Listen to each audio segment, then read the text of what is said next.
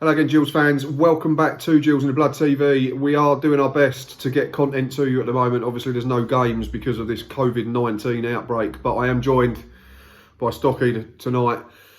We are revisiting the My Gills With series, which we started a couple of years ago. It didn't really take off, but we're going to try and get that off the floor again. So Stocky is our third guest to do that. If you remember, all the way back in 2017, both Boz and Dave Miller did this with me.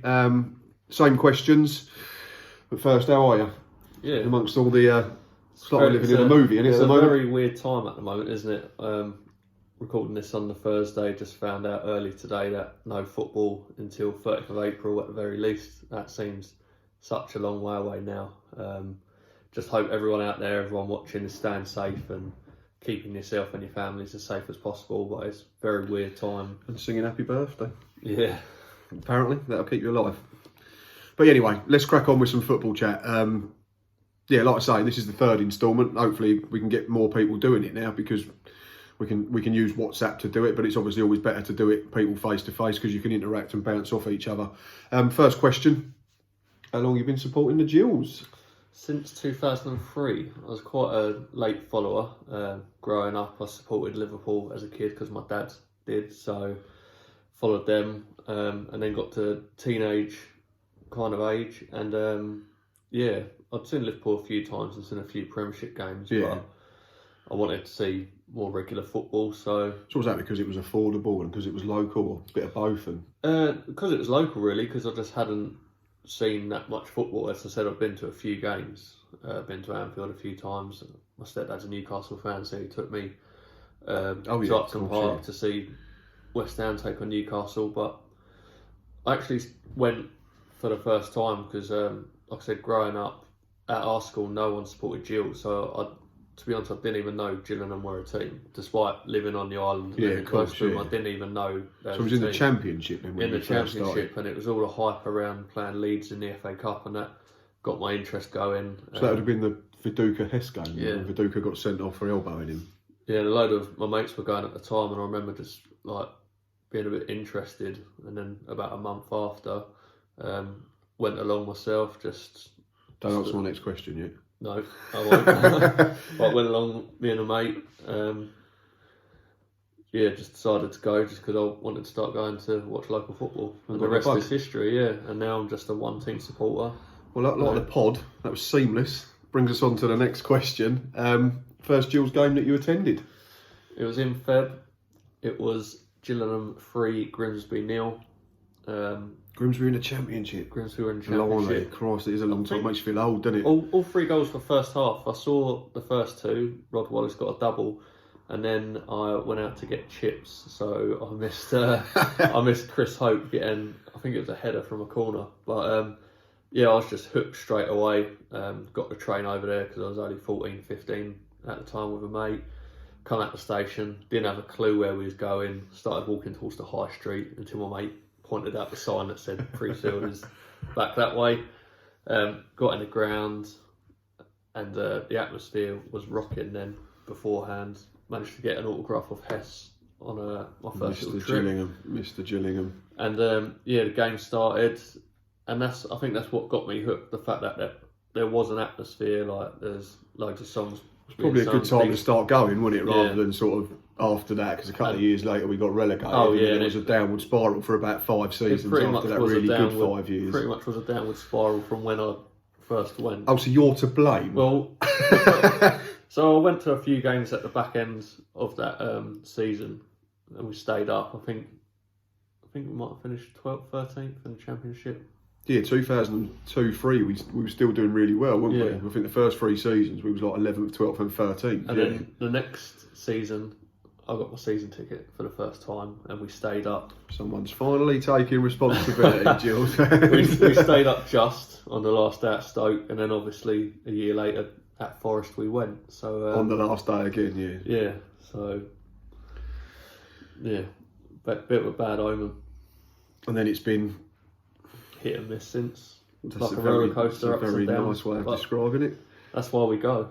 It is, yeah. Like you say, once you're hooked, that's it. It's in you, isn't it? Yeah. My first game was like 1989 as a 7-year-old with Dad, and like the away supporters were like penned in like a corner of basically now where the players come out, that was the away fan section, and then as you go round and pan towards like to the middle of the Medway stand, that was where the old main stand was, and there was like a gap where the ambulance used to come in. It's unrecognisable now, isn't it? And we have this chat about Paul Scally and this and that, but I mean, if you just take the ground aside from the temporary stand that we all talk about and love, well, when I first started going, it's unrecognisable from what it was. It was a dump when he first took over. When I first started going, they had a brochure about like getting rid of the terraces, and they had plans for a stand, and what it was going to look like, and obviously it's still there. We got the brochure a couple of years ago again, I think, didn't we? They just took off and replaced the front cover. But we've gone off on a bit of a tangent. We like doing that. First significant Gills memory then? Well, aside from the first game, because I think that one always sticks out, it'd be the season after. The first memory that I can think of is when we played West Ham at home. They'd just been relegated from the Prem. Oh yeah, the side that was too good to go down. Still had quite a few superstars Defoe was there, wasn't he? Joe Cole. And yeah, again, just a great day. Marlon King with a decent free kick, and then Trevor Benjamin on loan. Quite there's a name. With his one and only goal for the club. We had a lot of them strikers. Probably about I think 1 goal wonders. Probably about the 17th club that he played for out of his 28. He had a lot of football teams. 28 clubs. Yeah, so that was probably the first one, and then in the same season, Charlton in the cup. Was that the 3-2? 3-2, yeah. Didn't start off great. Coxey getting an own goal in the first 3-4 minutes, but yeah, superb after that.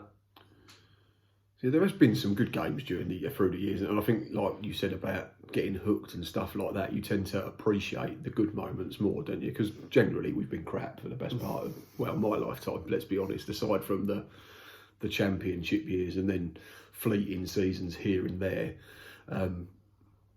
we are a bottom half League One or third division side, aren't we? For those that obviously were going a lot before us. But question 4 is obviously. It's not obvious, you don't know what it is, but best ever Gills goal live. You had to have been in the ground to see. Yeah, you sent me these questions when I was at work, and obviously not a lot of work got done. So you didn't get any work done after that?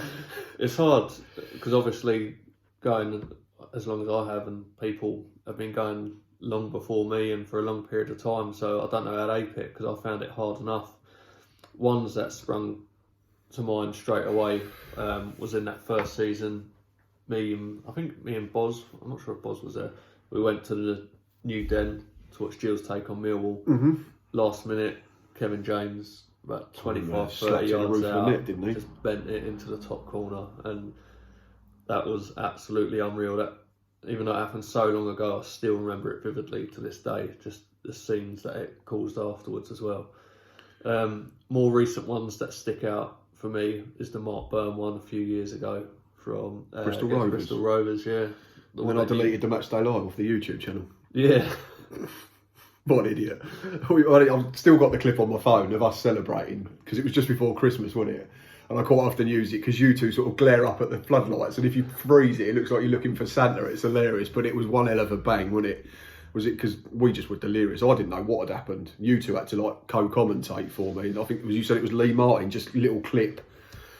Burner's never going to catch one like that ever again, I don't think, is he? Fantastic finish. I mean, I've missed some unreal goals as well. Like, I didn't go to Pompey when Tom Eaves, that's up there for me. That's right up there. But then I missed Bradley Dack against Sheffield United, because I was still in a pub then, and we was hosting a beer festival. So I was sneaking out the back trying to get updates on Twitter, and we're tuning up at half time, and I was like, I think Twitter's broken, and looked at full time, it's 40. Well, Twitter's definitely broken. There's no wrong. Check Sky Sports, ain't about they're saying the same thing here.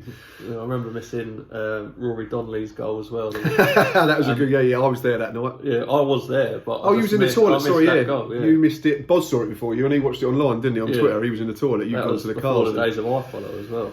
And I think he was having to rely on clips or people sort of recording Sky Sports off there. That was it was probably his best moment in a Gills shirt, in fairness. He scored another good goal though, didn't he, Rory Donnelly? Was it a Crew? We weren't there. Last minute, I think that season, bend one in a far corner. Yeah, he just had like one of them purple patches. He was either really hot or really not, I suppose, wasn't he? Most of the time, he was really not. Yeah, predominantly really not. But when he was good, he was really good. But right, from best ever goal then, another tough one, because like you say, you've seen must be over what? It's got to be hundreds of games now. Best live Gills game. Again, tough one. The ones that You've already mentioned Charlton was a good one. Charlton. Yeah, you said the 3-2 in the cup. You said Oh, that would have been a belter, wouldn't it, as well? Because they were Premier League at the time. The ones that stick out: Millwall away under Justin when we won 3-0. I missed that because my car had broke. You missed that. Good times. Was that Dominic Samuel got 2 that night? Was that the day where Cody broke his foot? Yeah, Cody won winning a penalty. Yeah. Samuel did get 2. I think Ducky scored the penalty, didn't he? And Samuel got the other 2. Yeah, so that one springs to mind. Just for pure madness was the Gills 5, Hereford 4 game. I wasn't there for that one, but I was 4-2 down with what, about 4 minutes to play or something ridiculous? 4-2 down. I think it's 4-2 down. It was 2-0 down as well, weren't we? Yeah, it was about 80 odd minutes, I think, when we was 4-2 down, and we managed to put it back. But Charlie Lee turned into Frank Lampard that night, if I remember rightly, didn't he? Barely scored a goal because Gazaniga conceded a penalty. He saved the penalty. He should have been sent off. Yeah, and then he saved the penalty as well, didn't he? Yeah, went on to win it. So just for pure madness, like I remember texting Boz at the time, like trying to update him, and I weren't even like through one. He's like when you try to tweet, and the next one's gone in. So yeah, I'm not sure if it's the same season or it might have been around that time. There was another game that was a bit mad. I think it was against Aldershot where it was 4-4. Adam Miller played for us at the time. We had some mad ones, didn't we? Between like 2010 and 2012, because that was the Hesse reign, wasn't it? There was this. I think we lost 4-3 at home to Wimbledon after being 2-1 up or 3-1 up. We lost 7-4 at Accrington. 7-1 at Shrewsbury the season we got promoted and beat them in the final. Yeah, other ones that stick out as well, like high scoring ones. I think again, there's quite a few during that first season. I had a season ticket. 4-3 against Millwall at home, which was Vince Bartram's last game. He made a save, which I think he tipped over the bar in the last minute, and I think he broke his hand. He ended up ending his wrist, didn't he? Yeah, I think you're right. And ended up finishing him off, and then Jason Brown sort of ended up becoming number 1, didn't he? Yeah, so there's a few that stick out. What about in recent years since we've been going together? Sheffield United's one that sticks Cardiff out. For me, because we won, and also because that geezer nearly fell out the Medway stand. It's just one of my abiding memories of that game. Was just absolutely ridiculous, and like his mates holding him by his ankles to save his life, effectively. And Luton last season, in terms of away days, was an absolute belter for me. We didn't win, but the fact that we drew, I don't know if you could really class it, but I mean, just for pure atmosphere. And how good they were at the time, as well. They were superb last season, weren't they? But even the season under Mark Stimpson, where we was unbeaten at home, we took some scalps there. Like we beat Leeds on our own patch a few times. That's always been a good result. But that season, even though we went down, the home form was fantastic, and we beat teams like Southampton, Millwall, got a draw against Norwich. To show we didn't win an away game all season. Would have helped, wouldn't it? Yeah, it might have. Yeah, from one extreme to the other. Very Gillsy, wasn't it? So, yeah, there's plenty to choose from again, isn't there? There's loads that you can pick, and probably the thing is when you start thinking, there's a few that spring to mind, and then there's like ones that slip your mind. Scunthorpe for me, the Josh Wright hat-trick, I saw penalties. On Twitter today, I think it might have been on it's about 3 years, since ago, he scored the hat-trick. Yeah, it was only, I think it came up on mine a couple of days ago, actually, that it was 3 years since we interviewed him, so... Yeah, it must have been around the same time. We've been doing this quite a while now, haven't we? Well, we was awful that day, weren't crap we? For 70 we were minutes, absolutely really awful. And then Chris Hurd started that game, that's how bad we were. Oh, God, that's unfortunate. I think that's the only game we won when he started, but he'd gone off when we were 2-0 down because I think he like almost broke his ankle, didn't he? Having to recover from his own poor touch and made a good tackle. It's like the only good thing he did in about 17 games for us. Well, apart from leave. Yeah, eventually. From just one game then, favourite ever season? I think I know your answer. I'm going to plump for 2012-13. See, that's the thing. Or is that too obvious? That's the obvious answer. The fact that we won the league, and I've never seen that before in my lifetime. Gills winning something. I think you'll see it again. You never know. Never say never. Exactly. You just don't know what's going to happen. No, you're right. Yeah. Obviously, it's not likely, is it? I think, but we're doing all right at the moment. But, if we ever play a game again, that one stands out for obvious reasons. The fact that we won the league, something that I'd never seen before. Obviously, the League Two promotion season was good, although hit and miss at times. And oh, what 2009? 2000 yeah, when we beat Shrewsbury, yeah. But I actually quite enjoyed Justin's season where we just missed out. I mean, just purely for the football that we played. Obviously, Martin Allen won us the league, but sometimes the football weren't always pretty to watch. We won the league at the end of the day. We sort of stumbled over the line that season. Yeah, and it's similar to Steve Evans now. You know, at times we stumble over the line in terms of the 90 results over 90 minutes, but getting the important thing is getting the job done. So, yeah, I enjoyed the season under Justin, and we're still, and Boz is the one that says it all the time, and I think we agree, isn't it? It was the Wigan game that killed us, unfortunately, and then we just kept chucking away leads, and then Dacky got injured, and Egan got injured, and we probably rushed them both back, didn't we? And then our season ended losing at home to Millwall. So, see, that sounds a bit rubbish if I say that's my favourite season. The fact that yeah, but you're right though. Yeah, but what you're saying is up until February, early March, we were absolutely brilliant. I know that Wigan game was the start of January, but there were still some decent performances after that. But we didn't. I don't think we won any of our last 8 games, did we? And I think it sums it up. 9th was the lowest position we were all season, and that's where we ended up. But we were in the playoffs up until what? Burton, which was game 44. Yeah, it was those last few that slipped out. You said about Millwall, that was one of your favourite games ever, and that was in that season, wasn't it? I think we went there, we won. We went there the season before, I think, or to Swindon a couple of years and beat them. We hadn't won there for years. Sheffield United at home, first day of the season, battered them. Even the season after under Justin, went to Watford, went to Tottenham. I think we all said at the time, didn't we, it was right to sack him, but the replacement was never good enough, unfortunately. Yeah. And obviously, God rest his soul now, but he went to Leyton Orient and proved what a good football manager he is, didn't he? And anyway, greatest Gills manager. So how many have you had? So if you started going in 2003, so that would have been Hesse. So Hesse, yeah. Then he left, didn't he? And then Stan Turnant came in. Cool, then we had some... Yeah, then we had a few that sort of came and went really quickly, didn't we? There was Turnant, was there Jepson? Turnant, Cooper, Neil Cooper, again, God rest his soul, but he was... Of course, he was probably the worst Gills manager of the time that I've been going. Was he the one that just liked to buy people out of Scotland? Yeah, he signed like... Tony, who was the keeper? Tony Bullock. Was like the worst keeper you're ever likely to see. Steve Hislop, I think... Mind you, our current manager likes to buy out of Scotland, but he's done slightly better than, I think Duncan Neil Cooper Jupp did. might have been one of his signings as well, but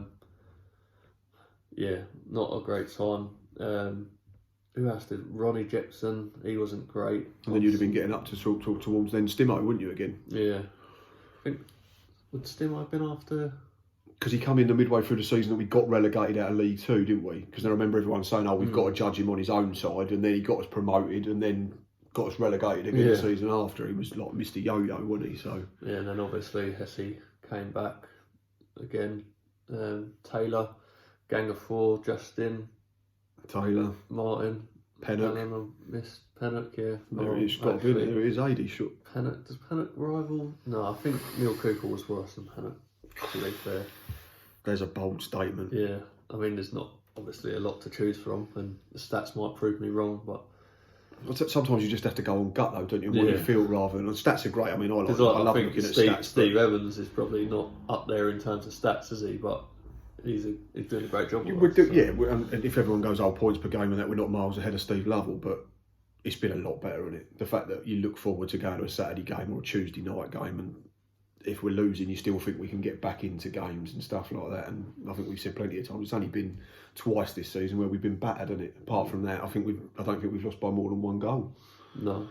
Which is a promising sign. But come on, you've got to give us a name. The greatest again, it's between them 2 seasons again, isn't it? It's between Martin and Justin. And I mean, if I've given the Justin Edinburgh team the best ever season, then surely he's got to win manager as well. It's a bold shout, it is, I think, because I think a lot of people would, if you did a poll and said choose between the two, I think obviously the majority go to Martin Allen because he won us a title. But and he was absolutely bonkers as well. He fell down the dugout in them like red chinos. Yeah. I remember when I think we got hammered by Wolves, I think it must have been 4-0, and he said, I think we just got promoted to League, it must have been when we got promoted to League One, surely.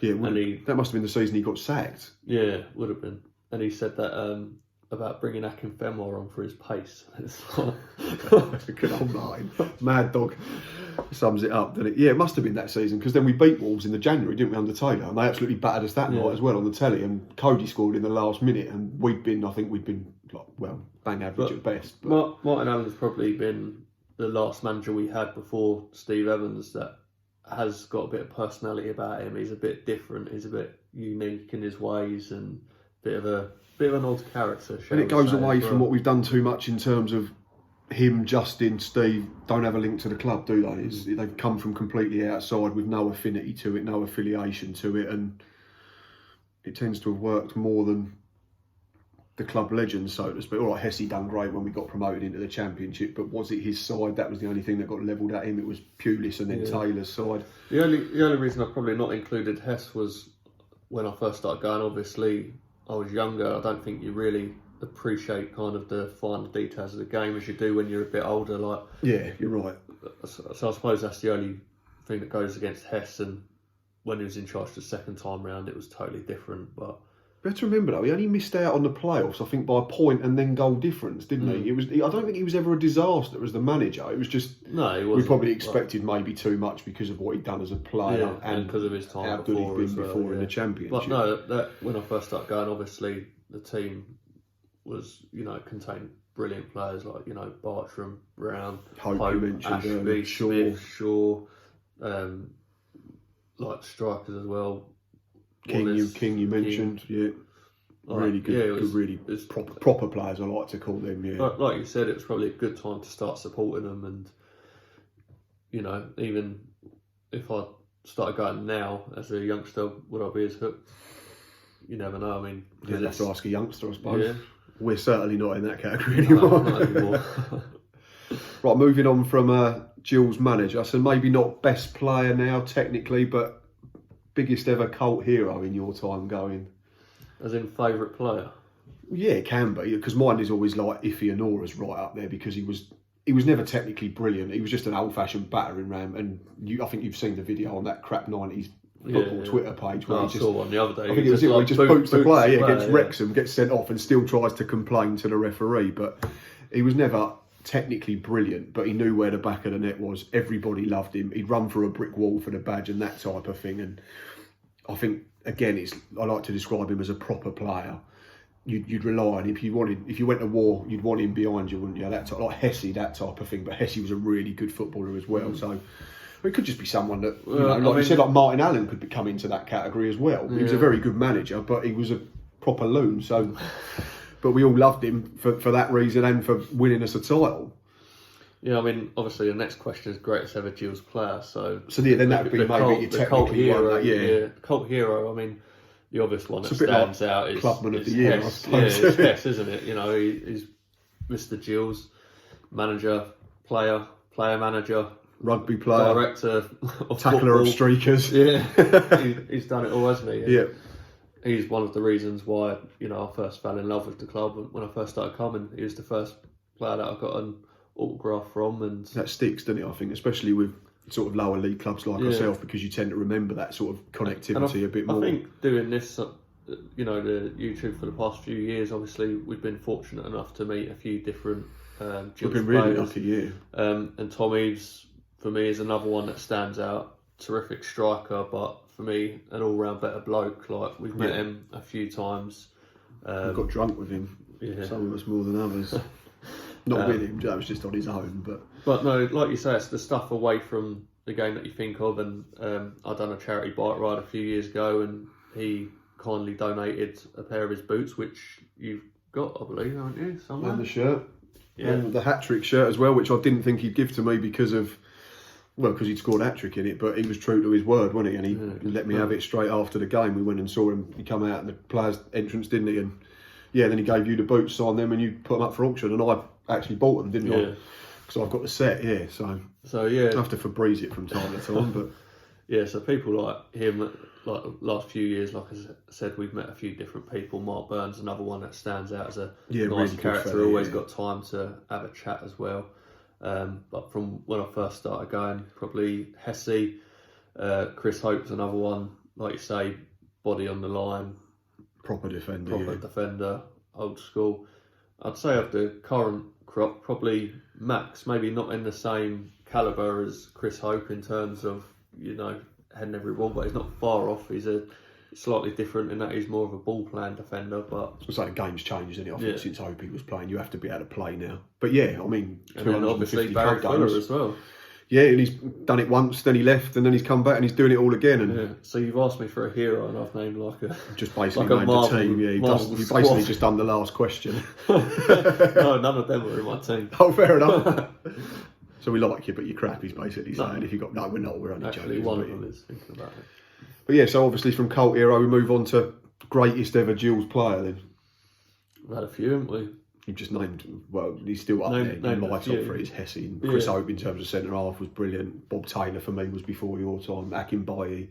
Leo done it really good for a season for, in relatively to what we paid for him, $5,000, and the fans paid for him, and scored 12, 14 league goals. It's got promoted when we was going out of business. I was listening to a podcast the other day, the Quickly Kevin one, and they said that Leo Fortune West, they passed a hat round. They've done a whip round at half time basically to sign him. Right. Is that true? I'm not sure I've heard that story, but I know I'm 99% sure the fans, the supporters club paid for him. I'm not sure it was all put in a baseball cap. I mean, fair play. If you can get $5,000 into one of these, then I'm going to take mine off at a home game when we eventually get back to the ground. But how much do you think I'd raise for me? Couple of quid? Yeah. That'd be you two just telling me shut up. It's a pound if you shush. But no, that's an interest. Maybe we'll have to put that on Twitter, or Gills fans, if you know, if that's true, that a cap was passed around the Priestfield to pay for Leo. It's a brilliant story. It's wonderfully romantic, isn't it? And then he got us promoted. But I think we signed Dennis Bailey for $50,000 that season as well, which was a lot for us. He'd scored hat-trick at Old Trafford the year before, playing for QPR. That's before my time. Yeah. Is that who we met at Doncaster? Yes, with Leo, Leo and little Dennis Bailey, You didn't know either of them, did you? You was more excited about meeting Mr. Maker. There's your cult hero. You could have done that. Or Joe Wilkinson, or who else? Nick Collins we've got. Brian Moore used to be one, didn't he? The old ITV commentator. I'm sure there's a geezer that drinks wine, isn't there? He's a Gills fan as well, I think. I don't know. I'm not sure what his name. Have I just made that up? No idea. I'm sure there is someone who drinks a lot of wine who's like a TV celebrity, is a Gills fan, and answers on a postcard. Let us know, Gills fans. Yeah. Anyway, greatest ever Gills player. Oh yeah. Right off on a tangent there. Remember when this was meant to be my thing? Got excited. I don't even like wine. No. When I first started going, obviously playing football, I've always played football over the past few years. Kind of like the position of the cam, playing behind the striker, creator. So my first favourite footballer was... Did he have a bald head? He did have a bald head, and that's one of the first songs that I remember being sung at Priestfield as well. He's got no hair, but we don't care. Polly Shaw. Yeah. Quality. Absolute quality player. And even though I didn't actually see him for that long, because... He left in about 2004, didn't he? He went to Sheffield United. Yeah, he went to Sheffield. So even though I didn't actually see him for that long compared to some players, he's still... one of my favourites. But that sort of says all about him, doesn't it? If you only see him for like 18 months, but he had that much of an impact on you, then I think that says all about his ability. And the only Boz coming in, set the dogs off, scared them. The only ones that rival him for me, really, again, two creative players, is Matty Jarvis, who I just thought was unreal watching him develop from coming through the youth team, running down the wing, carefree, taking players on, and then watching him progress to Wolves. I think they're eating him. Watching him progress to Wolves, to the Prem, making his England cap, and Liam. Hang on a minute. Sorry, come in, hurry up, come on, you've ruined it. What eating you? Yeah, watching him make his England debut. Boz, who's just walked in and interrupted us, compares it to watching your child kind of thing. Like progress. Yeah, and he was almost he's like a throwback, wasn't he? Like, because you don't see many teams now play with orthodox wingers in a 4-4-2 like we did when he burst on the scene. Now you get these inverted wingers or like wide attackers, like we have, like Brandon sometimes does it, or strikers that can play wide. I think that sort of hug the touchline type wingers has gone out of the game, hasn't it? And he was probably one of the last that were really good at doing it. So Jarvo is third, Shaw first. But second is Mr. Bradley Dack, the closest player to. He's probably just off Paul Shaw, but there's not a lot in it. But again, fantastic player. We was lucky enough to meet him one summer and interview him. Nice bloke. It's good to see him doing well. Hope he recovers from his injury soon.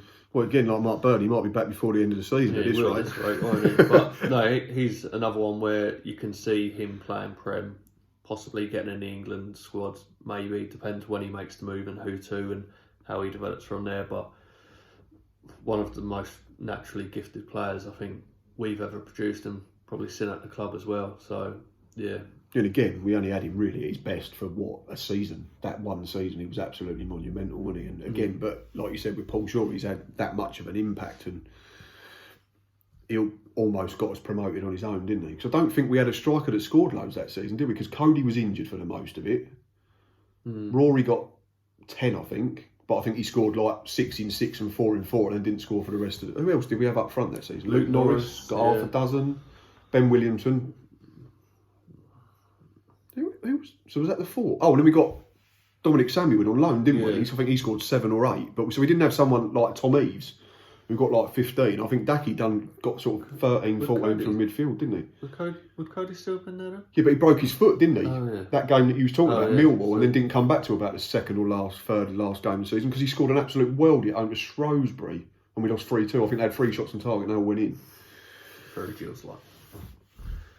Yeah, basically that game summed up the end of that season, unfortunately. Everything that could go wrong did go wrong. And anyway, last question. Good top 3. Now you've got to name 6, so surely them 3 are in. No, one misses out. I suppose because they're all similar sort of players.